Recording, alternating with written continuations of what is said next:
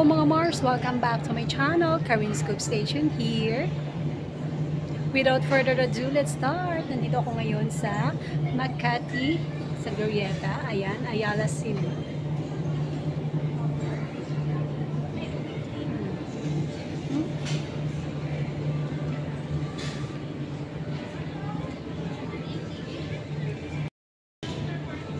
Ayan ang mga kalahok sa MMFF. Breadwinner, Espantaho, Green Bones, Sanghimala. Oh, meron pala si ano. Tapos, ayan.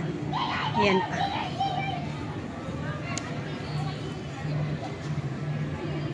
Ayan. Topak.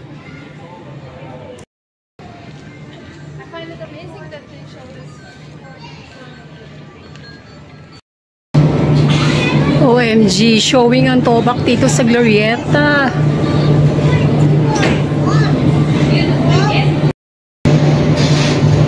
Showing ang Topak dito sa Glorieta.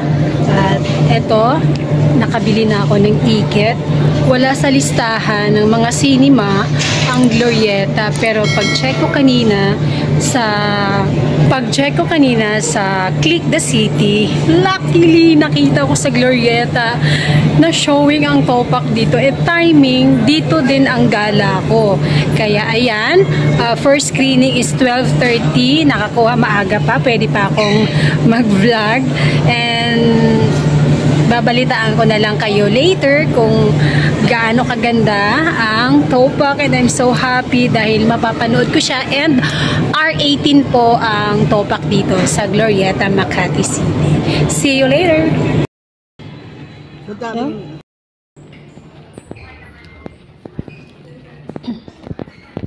Na.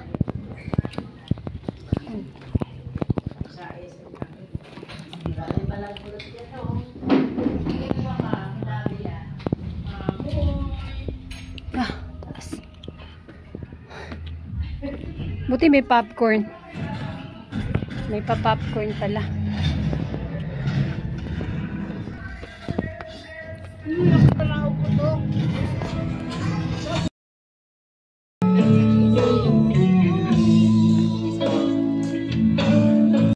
At ayan, natapos na po ang Topak. Alam nyo mga Mars, ang Topak ay mula umpisa action hanggang matapos action. Napakaganda. Kung mahilig ka sa action, Topak na ang panoorin mo dahil napakaganda at world class ang datingan mga Mars. Ang galing ni Arjo, ang pogi ni Arjo Title! Mga Mars, ay nako, hindi ako makaget over sa movie na Topak. And I'm so happy dahil napanood ko na at sa wakas ang Topak mga Mars. Sobrang action. Ang galing ni Julia, ang galing ng lahat, ang galing ng stunts. Mahilig kasi ako sa action mga Mars. At ayun, napakaganda. Mga Mars, natapos na nga ang parangal ng MMFF kahapon na naideklara na kung sino ang Best Actor and Best Actress at iba pang mga nanalo sa mga kalahok ng Metro Manila Film Festival. Nanalo ang Topak ng Special Jury Prize, FPJ Memorial Award, and Best Float. Nominado naman for Best Actor si Arjo Ataide. Best Actress naman si Julia Montes. Nominado din sa Best Supporting Actor si Kokoy De Santos. And ang nanalo nga ng Best Actor ay si Dennis Trillo. And then yung nanalo ng Best Actress ay si Judy Ann Santos. And sabi nga ni Ma'am Sylvia Sanchez, first time nilang sumali sa ganitong kalahok every Christmas MMFF at pumasok agad sila sa mga nominasyon. Kaya sa susunod na MMFF ay sisikapin nilang makapasok ulit at magkaroon ng entry.